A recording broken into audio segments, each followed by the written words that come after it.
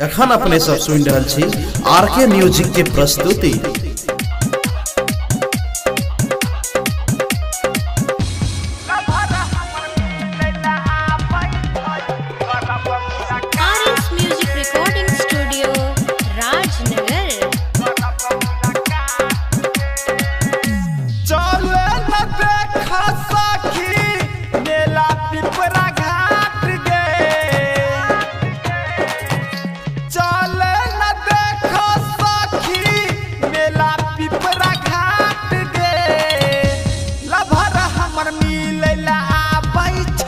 करब मुलाकात गे लभर हमर मिलेला आबै छै करब मुलाकात गे।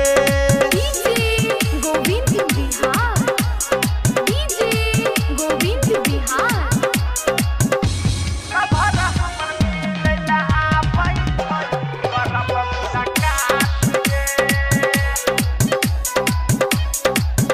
हाँ कहिया सब करह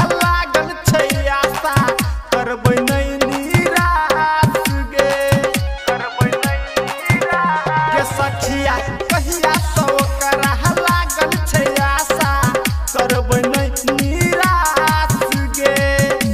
फोन पर हमरा संगे भेल रहै बात गे फोन पर हमरा संगे भेल रहै बात गे।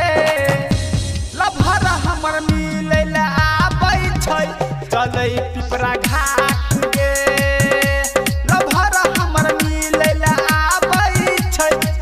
मुलाकात गे DJ Govind Bihar, DJ Govind Bihar. Lover हमर मिलेला आबै छै करब मुलाकात गे। हाँ गायक पप्पू आर्या गे सखी छै कबरी झकास गे